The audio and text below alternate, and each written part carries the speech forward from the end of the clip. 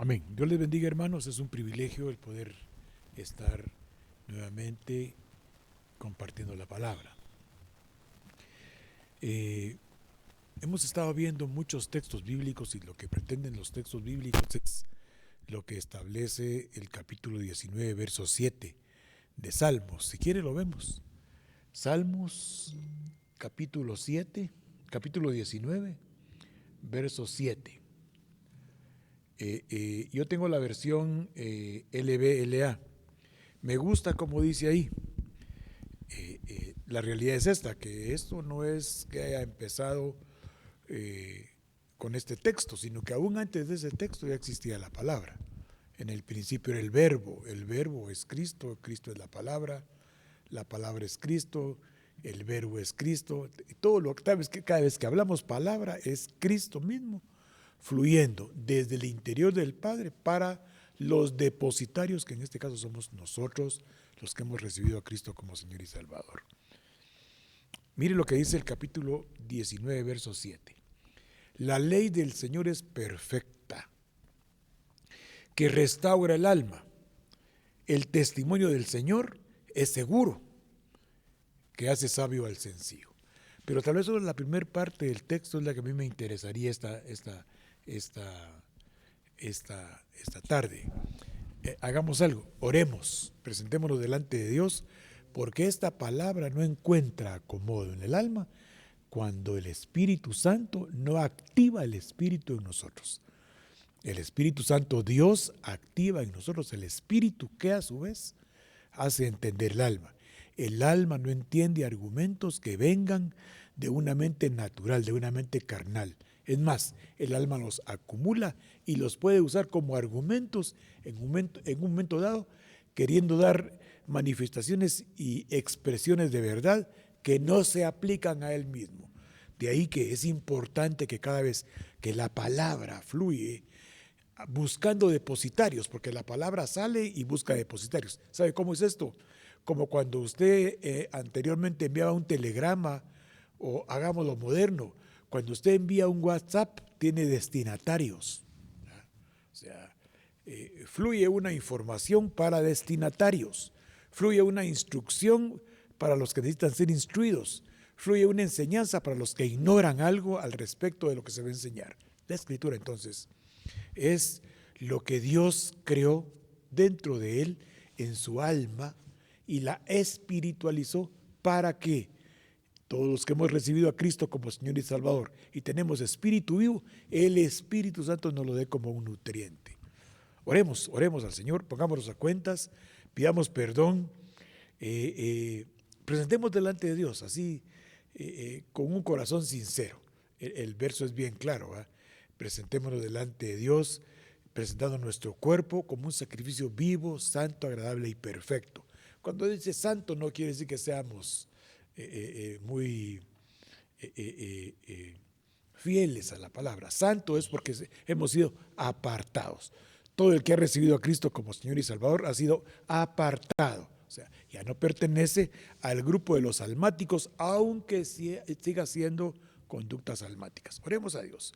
Padre, en el nombre poderoso de Cristo Jesús, venimos presentándonos esta tarde delante de ti. Yo reconozco, Padre, que dentro de mí hay pensamientos, hay acciones, hay palabras, hay conductas que tienen bloqueada en mi vida, que el Espíritu Santo haga que mi espíritu vivifique tu palabra en mi alma.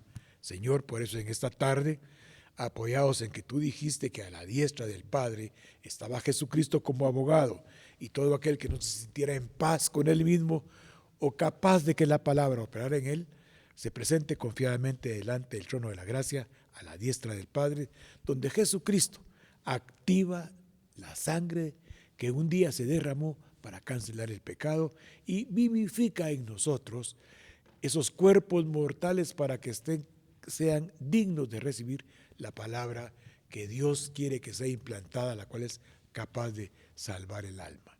Te suplicamos, pues, Padre, que nos perdones palabras, pensamientos, actitudes, que nos perdones, Señor, aquello que tenemos dentro de nosotros, que son reservas para las personas a las que tú amas también, que son nuestros hermanos y que son tus hijos, Padre, para aquellos, Padre, que guardamos dentro de nosotros molestias, Señor, que se han ido acumulando en el transcurso de nuestra vida y que eso se convierte, Señor, en un dique para que tu palabra no opere en nosotros.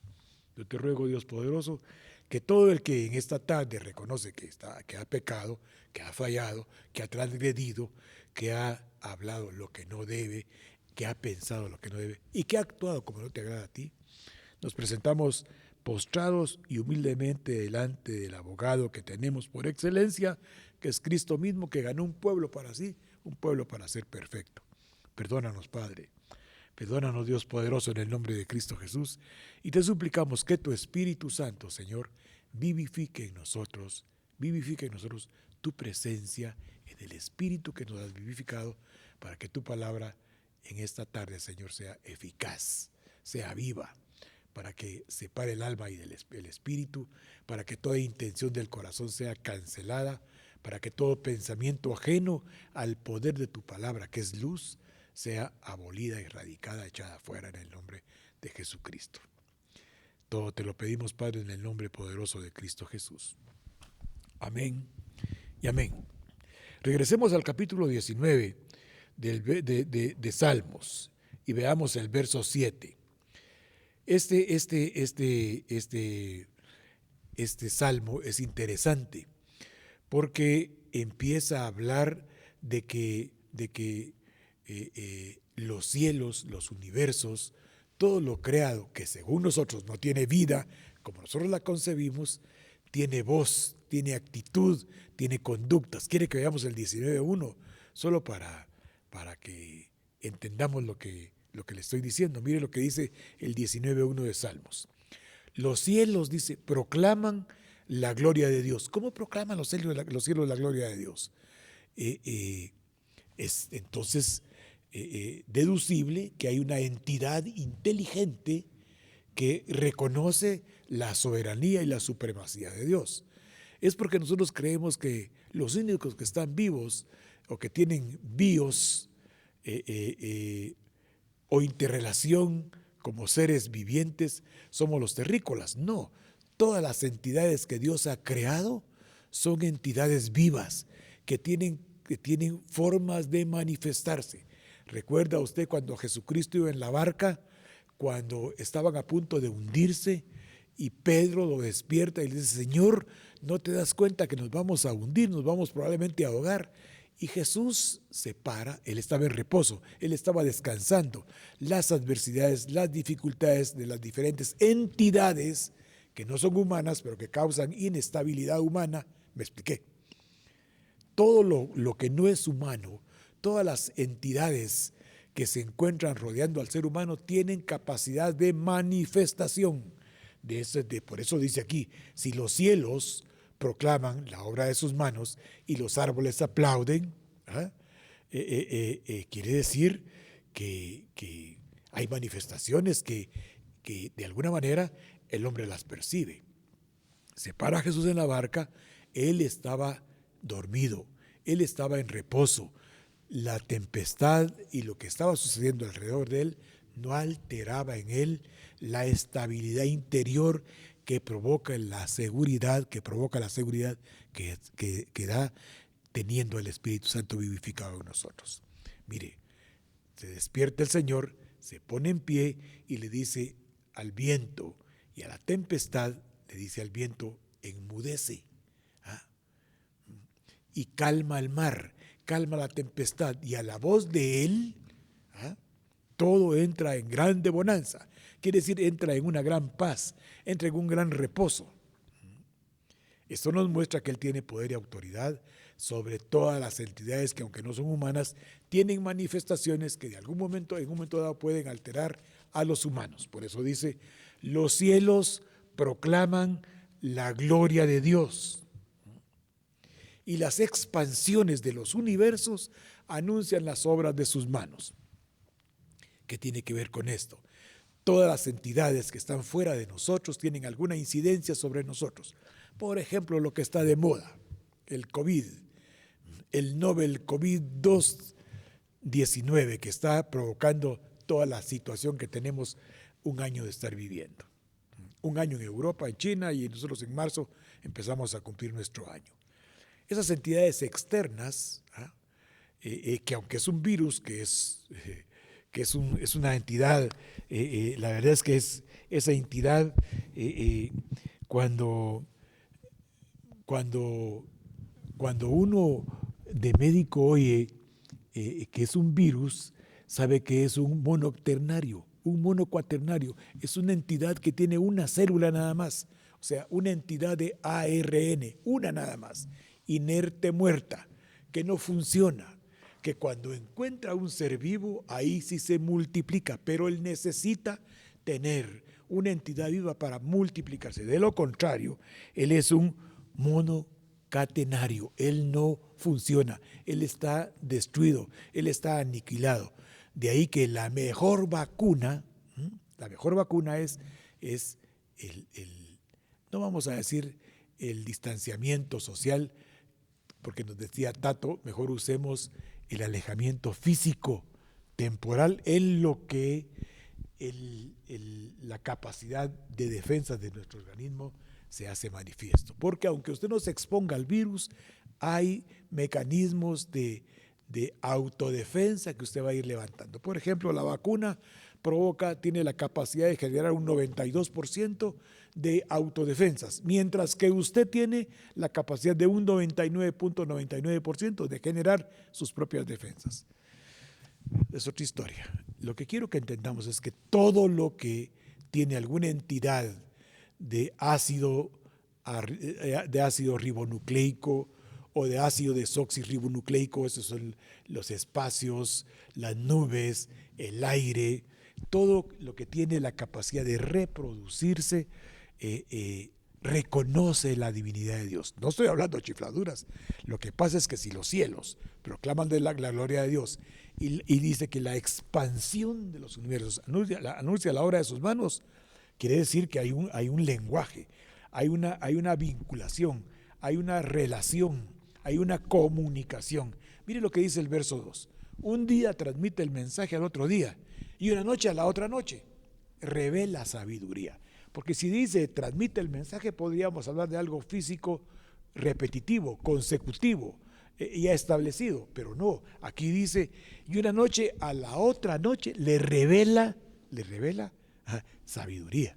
O sea, quiere decir que son entidades vivas que están actuando, que están operando, y el hombre es la razón por la cual esas entidades viven y operan. O sea, puede ser que la sabiduría que una noche le revela a otra noche es que tiene que guardar ciertas actitudes y conductas de tipo atmosférico para la protección ¿de quién? Pues de los seres humanos.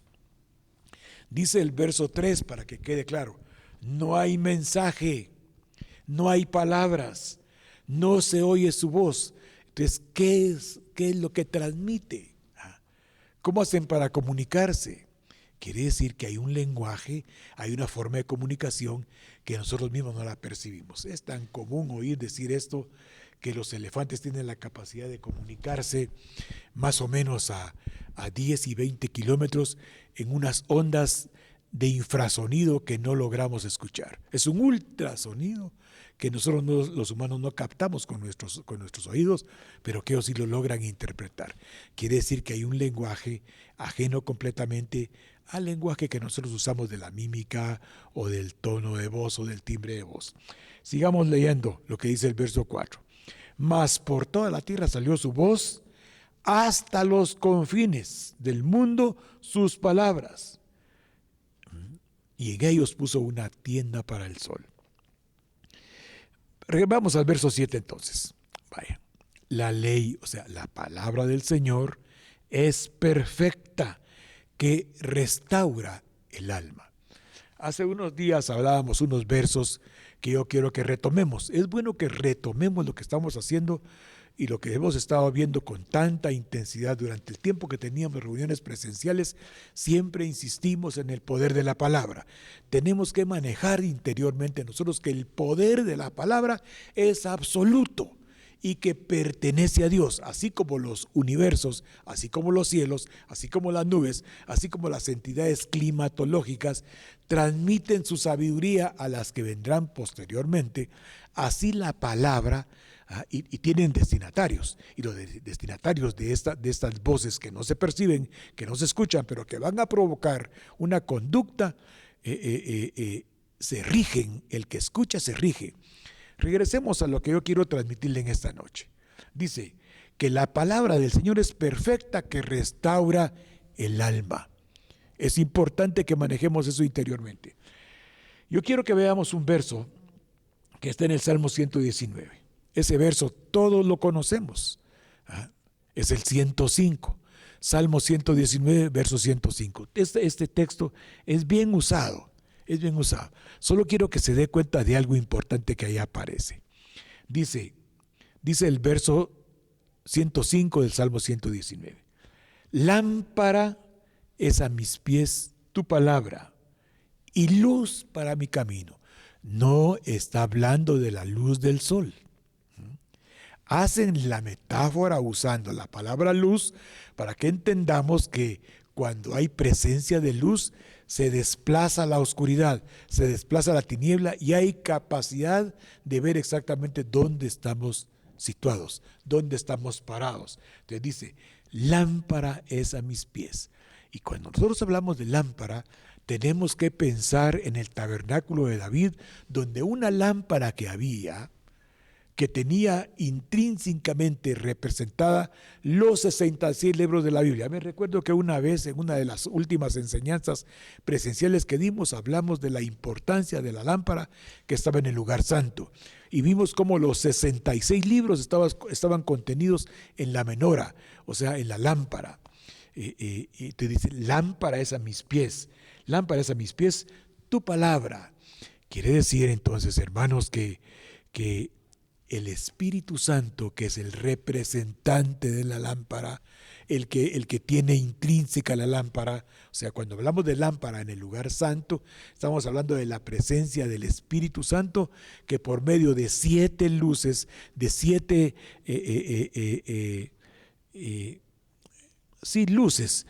luces, alumbraba el lugar santo. Especialmente la mesa de la proposición, la mesa donde estaban los panes, que cada pan representaba al pueblo de Israel. Y esto quería decir que ese pan era un pan de sustento, era un pan de alimento, era un pan apartado. Cada tribu, las 12 tribus, cada tribu tenía su sustento garantizada, su luz garantizada. La luz de la lámpara entonces estaba diciendo que ese pan estaba capacitado para sustentar el cuerpo físico. Es más, en ese pedacito, lugar santo, tenemos otro mensaje tremendo. Es Mateo 4:4. Miremoslo. Acuérdense que vimos el Salmo 119, verso 105, y vamos a ver ahora Mateo 4:4. Fíjense lo que dice ahí, qué interesante. Estamos hablando de la importancia de la palabra. Empezamos con el Salmo 19, verso 1, y leímos 4 versos.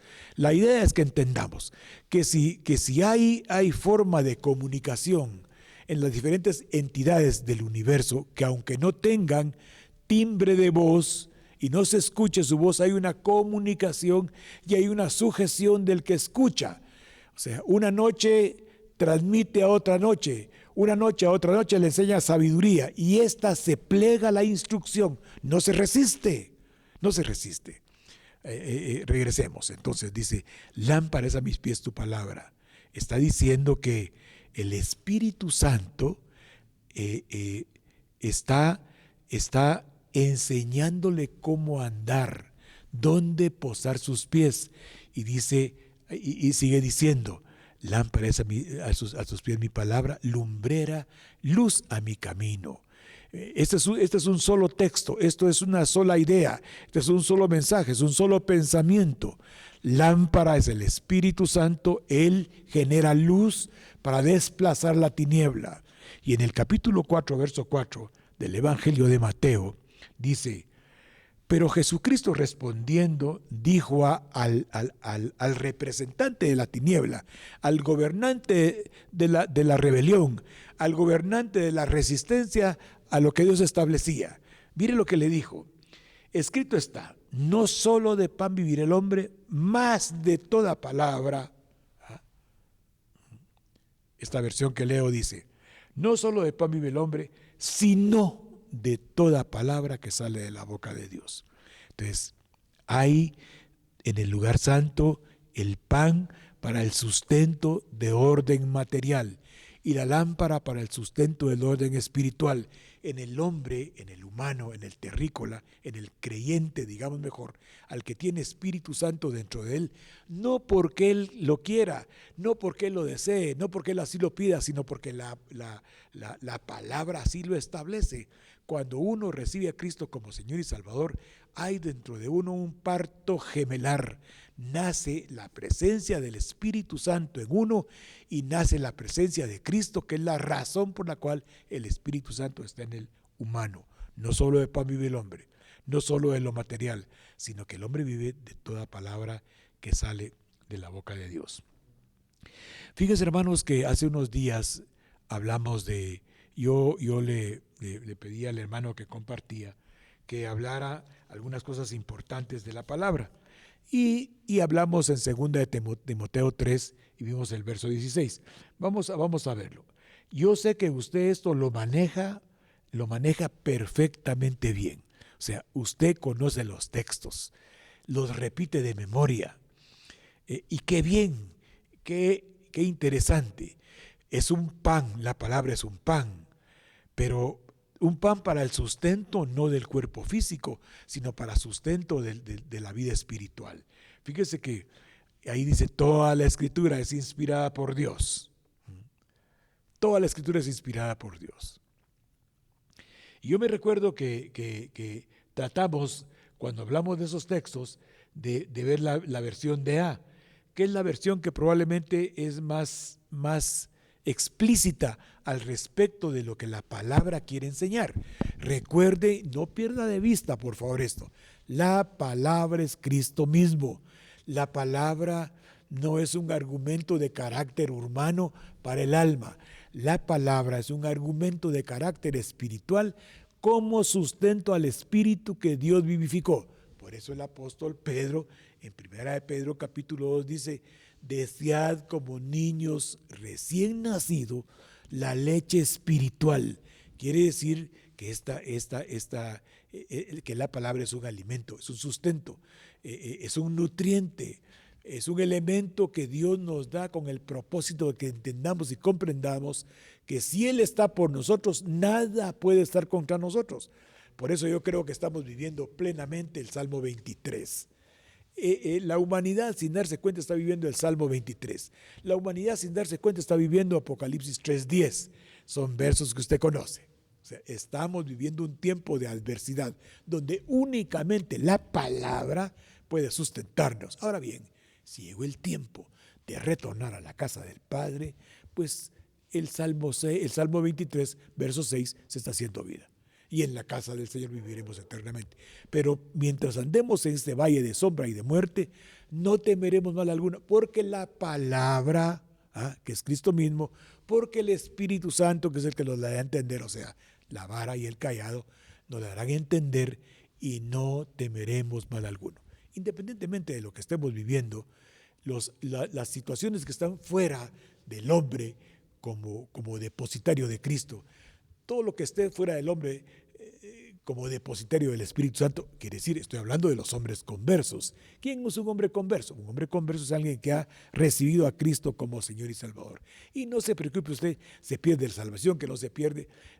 Arminio dijo que se perdía, Calvino dijo que no se perdía. Al final de las cansadas, eso no es lo importante. Lo importante es que usted entienda que Cristo mismo es la palabra, es el nutriente, es el sustento, y que solo el Espíritu Santo de Dios puede hacer que usted entienda el verso 16 de 2 de Timoteo 3. Mire cómo dice, toda escritura es inspirada por Dios, o sea, salió de Dios. La palabra es el aliento de Dios, el hálito de Dios. Eso es, el hálito de Dios lleva un complemento reproductivo. Es Cristo mismo que se hizo hombre. No tuvo el ser Dios como algo que aferrarse, sino que se hizo hombre y el propósito de humanizarse Cristo mismo, y no en forma de Dios, en forma de hombre, y no como hombre, sino como siervo, y como siervo obediente hasta la muerte y muerte en cruz. Todo esto que estamos hablando, lo que está transmitiendo es que la palabra, siendo Cristo, vino para condolerse de nuestra condición, y Él sabe y Él se recuerda de que somos polvo.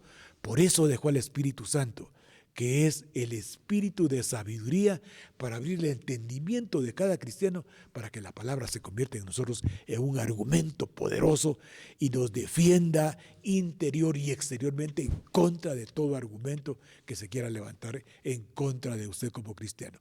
Yo soy Yahweh, tu sanador. ¿Ah? No temerás lo que te pueda hacer nada. Mire pues lo que dice la palabra. Toda la escritura es inspirada, salió de Dios. Sale como recuerden aquellos versos hermosos del capítulo 6, verso 63 del Evangelio de Juan. Los vamos a ver. Juan 6, 63. ¿Por qué lo vamos a ver? Porque es importante que nosotros entendamos, pero entendamos en la mente natural, que Cristo mismo sigue existiendo entre nosotros cada vez que mencionamos la palabra.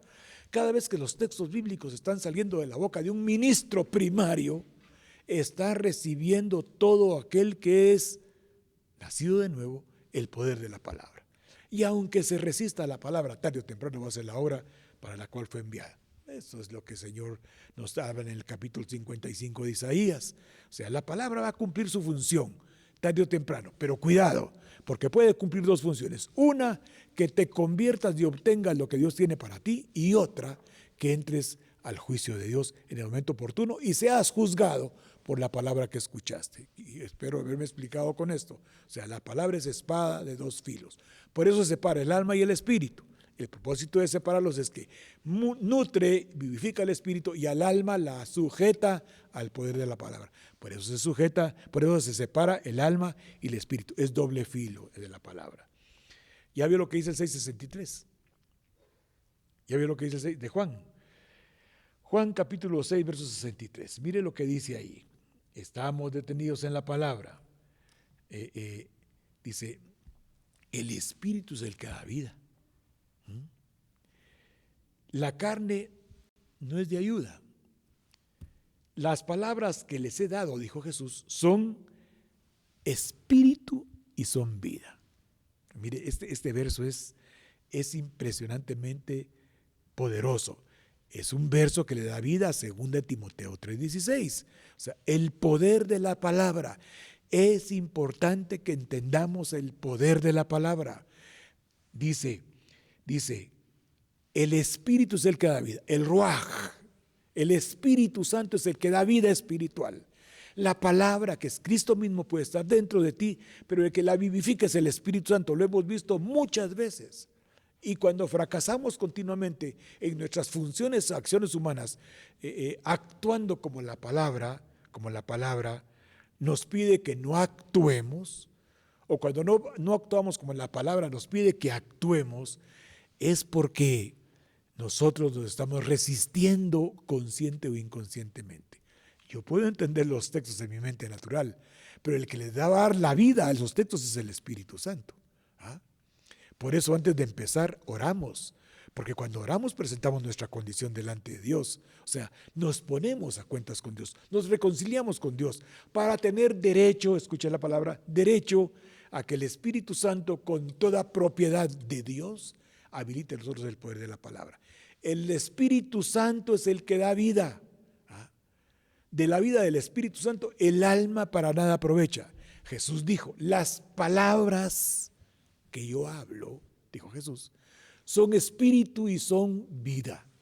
Quiere decir que cada vez que la palabra sale al ambiente, como sale de la presencia misma de Dios, el Espíritu Santo le da vida, y el alma debería de sujetarse. La resistencia del alma a la palabra se llama proceso de conversión. ¿Escuchó? La resistencia del alma al poder de la palabra se llama proceso de conversión. Tenemos que poner de nuestra parte para que la palabra opere dentro de nosotros. Regresemos a 2 Timoteo 3:16. 2 Timoteo 3:16. Tenemos que insistir en los tiempos que estamos viviendo, que la palabra está funcionando en nosotros, la palabra está actuando en nosotros. Ya no es tiempo de estar esperando algo que no sea el accionar de la palabra en nosotros. Yo podré orar mucho, yo podré orar mucho y desorar a la hora de actuar. ¿Me entendió? Yo podré orar mucho, yo podré hablar mucho con Dios, puedo tener una comunicación con Dios de horas y horas y horas y de rodillas, pero cuando actúo voy a confirmar si la oración que salió dentro de mí cobró vida. Si la oración no cobró vida después de haberla realizado, quiere decir que he perdido un round en la batalla contra la tiniebla. Ganó la tiniebla. Pero cuando usted tiene una vida de oración que se materializa en la vida práctica, quiere decir que usted venció a un área de la tiniebla que anteriormente tenía dominio y control y estaba posesionado de usted. Espero haberme explicado. Entonces, por eso cuando nosotros levantamos oración delante de Dios, cuando levantamos clamor delante de Dios, cuando oramos, cuando dialogamos, cuando hablamos con Dios y se nos presentan acciones en las cuales tenemos que poner por obra lo que oramos, entonces, si ponemos por obra lo que oramos, hemos obtenido un beneficio espiritual. Pero si aquellas cosas adversas doblegan nuestra conducta, quiere decir que hemos perdido una batalla. Señor, danos el poder, danos la autoridad para ganar nuestras batallas en la práctica diaria. Me atrevo a decir que orar es muy sencillo. Hablar con Dios es muy sencillo. Orar con Dios es de la mayoría de personas. Actuar según Dios en la vida diaria es exclusivo de aquellos que han dejado que prevalezca lo que se oró con la ayuda del Espíritu Santo en la vida práctica diaria. Leamos. Toda escritura es inspirada por Dios, se sale de dentro de Dios y es valiosa para enseñar ¿qué? La verdad, o sea, para enseñar quién es Cristo, qué quiere Cristo, qué espera Cristo, por qué vino Cristo, qué pretende Cristo que nosotros que somos ahora el cuerpo de Cristo hagamos en la vida diaria. Toda escritura es inspirada por Dios y valiosa para enseñar la verdad, para convencer de pecado. Todo lo que no hacemos de acuerdo a la instrucción de la palabra se llama pecado. Y tal vez la palabra pecado es tan recontrausada que ni efecto nos hace. Pero en lugar de la palabra pecado, digamos resistencia a lo que Dios le agrada. Ese es el pecado. Resistirnos a lo que Dios le agrada, ese se llama pecado. Resistirse a lo que Dios quiere, a lo que Dios espera. Eso, la palabra lo que pretende es que nosotros aprendamos qué es lo que a Dios no le agrada. Primero conocemos la verdad, conocemos qué es lo que a Dios no le agrada y acto seguido corregimos esas actitudes, esas conductas. Y entonces vamos a caminar en una vida agradable delante de Dios. Y el verso 17 en la versión DA, según de Timoteo 3:17, es bien interesante. No se olvide pues, ¿qué es lo que hace la palabra? ¿Qué es lo que hace la palabra? Que es Cristo mismo, con la ayuda y el respaldo del Espíritu Santo. Nos enseña las verdades que salen de Dios. ¿Quiénes son los que tienen la capacidad de entender las verdades que salen de Dios? Los que hemos recibido a Cristo como Señor y Salvador. Solo ellos. Los demás pueden argumentar e inclusive rebatir con conductas y con argumentos que la palabra dice. Pero en la vida diaria no se aplica. Y si no se aplica en la vida diaria, tenemos que regresar humildemente, confiadamente al trono de la gracia y solicitar oportuno socorro, porque ahí estamos alejados de Dios cuando no hacemos en la vida diaria lo que la palabra de verdad nos enseña que no le agrada a Dios. Dice entonces, la escritura es inspirada por Dios, o sea, sale del corazón de Dios. Los depositarios, ¿quiénes son? Todos los que hemos recibido a Cristo como Señor y Salvador. ¿Para qué? Para que conozcamos qué quiere Cristo de nosotros, para que sepamos qué es lo que no le agrada a Dios y nos alejemos de ello.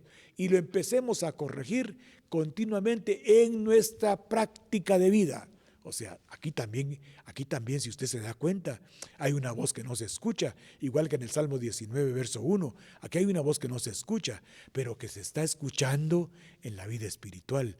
Porque dice Jesucristo hablando en Juan 6:63, el alma de la palabra de verdad, de la que enseña qué es el pecado, de la que invita a corregir los errores, de la que invita a caminar delante de Dios agradablemente, esa palabra solo es escuchada por un grupo selecto, por aquellos que tienen por precio la sangre de Cristo. Y el verso 17 es bien interesante, y en la versión de A me gusta leerlo porque dice, a fin de que todos los que pertenezcan a Yahweh, ¿ah?, puedan estar completamente equipados para vivir agradando a Dios. Miren pues, hermanos, como ya faltan 4 minutos para las 7, les voy a decir algo. ¿Por qué estamos hablando de esto? ¿Por qué estamos mencionando la importancia de personificar la palabra? Cuando usted personifica en las acciones diarias de la vida la palabra, está manifestando a Cristo Jesús. O sea, está glorificando a Dios, así como las potestades, las entidades de los cielos y de la expansión de los cielos dan gloria a Dios, vivifican a Dios en sus conductas sin palabras. ¿Ah? Así cuando un cristiano replica la conducta de Cristo con la ayuda del Espíritu Santo, por supuesto, ¿verdad? Entonces está glorificando a Dios. Y tiene derecho usted, porque dice, ¿sabe qué dijo Jesucristo en el capítulo 17 de Juan? La gloria que me diste, yo les he dado.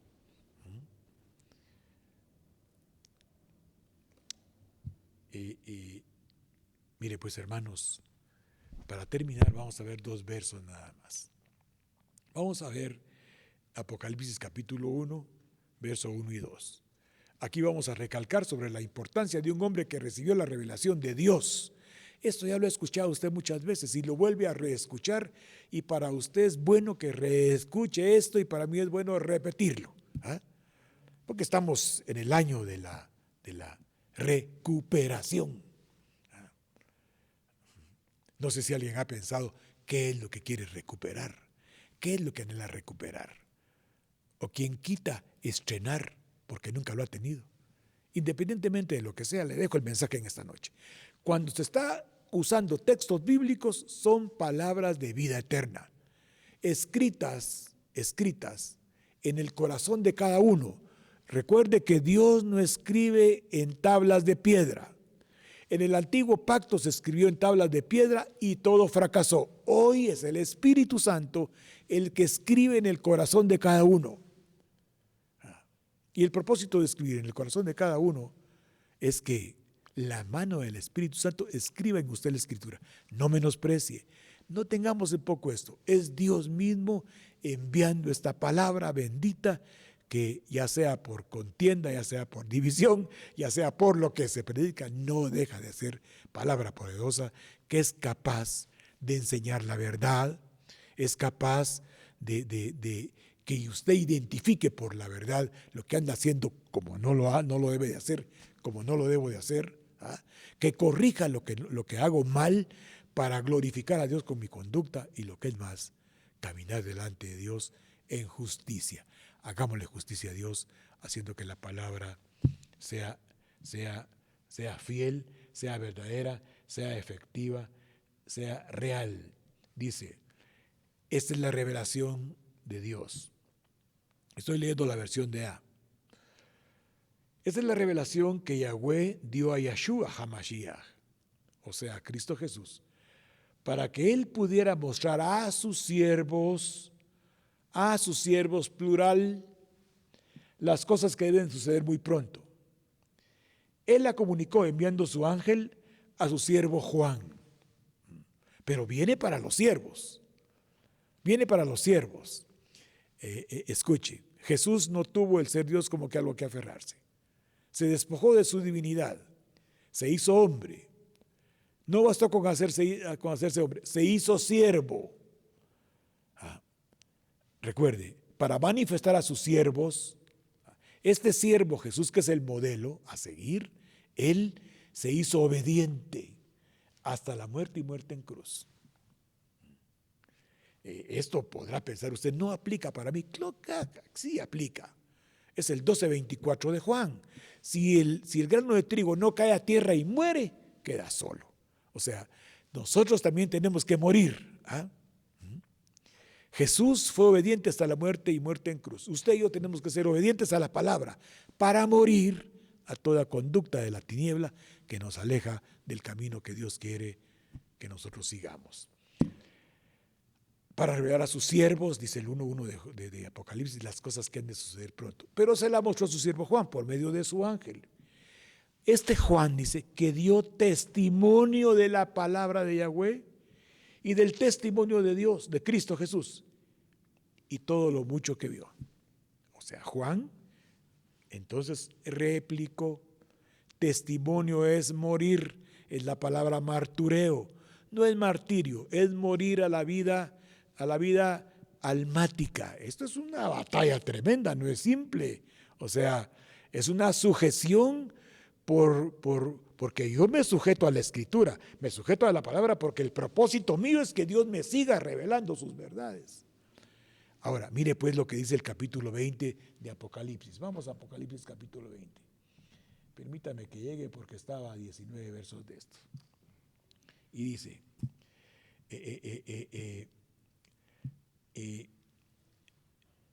aquí, en este momento, hay un ángel bajando del cielo. Y tenía este ángel la llave del abismo. Y el ángel viene y captura al dragón, captura a la serpiente, que es Satanás, y lo ata por 1000 años. Sigue escuchando. Y lo encierra en el abismo. O sea, el enemigo, Satanás, está encerrado en el abismo. Sus demonios son los que están actuando. Aprovechándose del alma del hombre. Sigamos leyendo. Lo arrojó al abismo, lo encerró, le puso un sello sobre él para que no pudiera engañar a las naciones hasta que fueran cumplidos los 1000 años. Después de esto, tiene que ser desatado por un poco de tiempo. Escuche esto. Entonces vi tronos y aquellos sentados de ellos en los tronos recibieron autoridad para juzgar.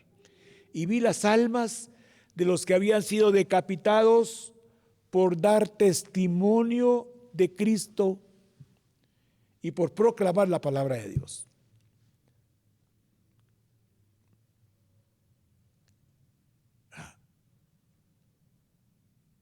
¿Será que podemos asociar estos textos de 2 Timoteo 3, 16 y 17? ¿Será que podemos estos textos asociarlos con el capítulo 1, verso 1 y 2 de Apocalipsis? ¿Será que Filipenses capítulo 2 del 5 al 11 tiene alguna injerencia? ¿No será que Dios está haciendo en nosotros y formando una nueva criatura? Para que si es necesario, tal vez no andar de evangelista de parque en parque ni en los buses anunciando el evangelio, sino replicar la palabra en la vida diaria. Al fin y al cabo, el que lleva el libro de memorias es Dios. Los tiempos que estamos viviendo, cada quien que cree a Dios, que cree a Cristo, que cree al Espíritu Santo, habla a su compañero, proclama y anuncia la Escritura. Dios ve esa actitud, hace el libro de memorias, y al final del camino va a ver quién le sirve a Dios y quién no le sirve. Lo invito en esta noche a que permita usted que la palabra opere dentro de usted. Dele un espacio a la palabra. Recuerde que la palabra es Cristo mismo. La gente busca a Dios arriba y se olvida que la palabra es Dios. La gente busca en oración a Dios y se olvida que en el prójimo habita Dios. La gente hace una serie de acciones religiosas olvidándose que Dios está presente en el prójimo, que Dios está presente en las personas, que Dios habita en las personas. se olvida por completo que Dios tiene control absoluto de cada accionar de nuestras vidas. Yo, para terminar, le quiero mencionar 3 actitudes. Estas las encuentra usted en el capítulo 11 del Evangelio de Juan. Mire, Marta sirviendo a Cristo.